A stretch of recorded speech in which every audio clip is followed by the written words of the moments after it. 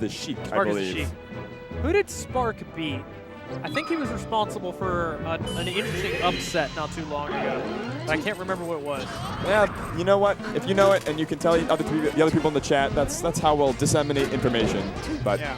until it comes back to us. Spark and Next. Next, I've never heard of him. He's from Illinois, though, so maybe I should have when I lived here. Spark from California, obviously. Making the long way out for a nice vacation in beautiful Wisconsin Dells. Yeah, and right here, I'm glad to see from Spark, he's kind of showcasing exactly what makes Sheik good in this matchup, because there's so much talk about what makes her bad. Right. And the thing Sheik has got, her short hop puts her right at the Ice Climber's most aggravating area to deal with, which is forehead.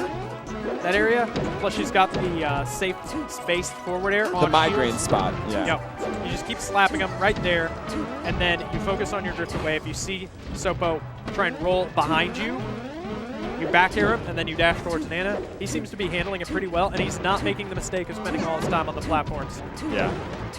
Yeah, he seems to almost be playing, from my eyes, my less advanced Ice Climber's eyes, he plays it a little bit like, almost like Peach, with like these short hop and then falling down, forward airs on the shield and then retreat, reset, do that over and over again. And then they're basically safe.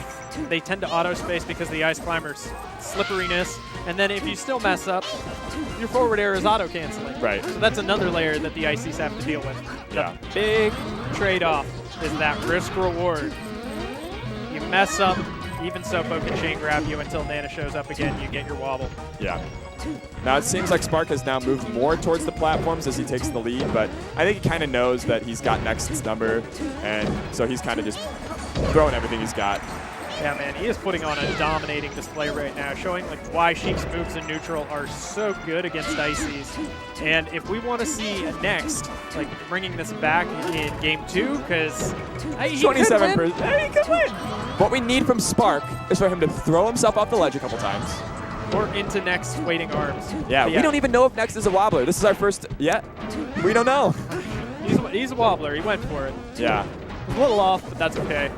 It's weird. At this tournament, it is the highest proliferation of non-wobbling Ice Climbers every year that I see. All the handoff guys come out. And it's a fun time. Because they're here to party. They're here to party. Yeah. This is not suit and tie. This is smash and splash. That's right. It's not serious They hear business. they've got lays and a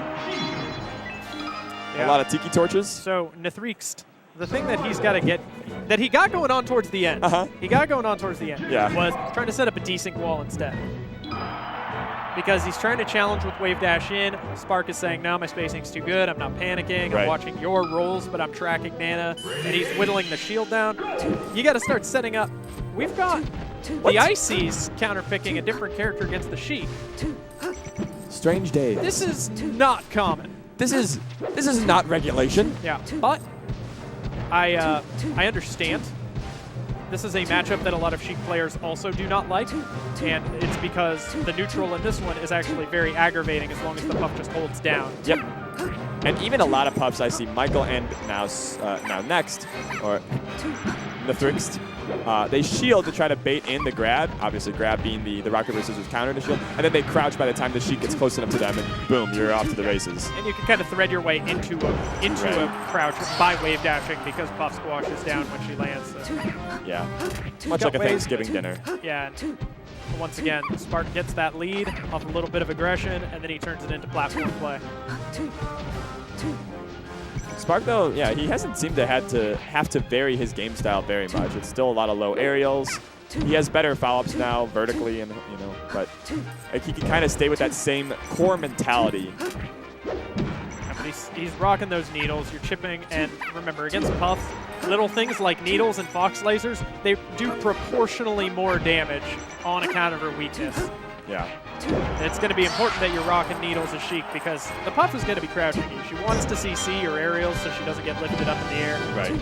So she can stay crouching and maybe find your dash attack or shield grab with a rest. But yeah, Spark right now, his movement's very tight. If he ever finds himself in a bad spacing position, he's also fast. So. Oh, the burns. I love the turnaround on the edge. Spark now flexing a little bit. Yeah, and we saw right there, he approaches the shield, but he doesn't want to grab impulsively. He's not giving Next any opportunity to get a turnaround. It is 4 stock to 1, man. This is scary. The story has different characters, but it appears to be a reboot rather than an actually original picture. A little bit. Yeah. Right now, if you're Next, you probably, if you've got the tech down and, ooh. This is what we asked from Spark. Game 1, we said, Spark, what you need to do is throw yourself off the ledge, and there's one. Oh my God. Ooh, and he just kind of charges in. I don't know, man. I think there's a little bit of throwing himself on the sword at that point where he's just kind of holding forward, trying to hit him, and he says, I don't know what to do, man. Yeah, I agree. I think that was a little bit of a lost Ice Climbers and Puff. With the aggression of Spark, it wasn't just like he knows the matchup, oh, he's not going to make the right mistakes. He was aggressive.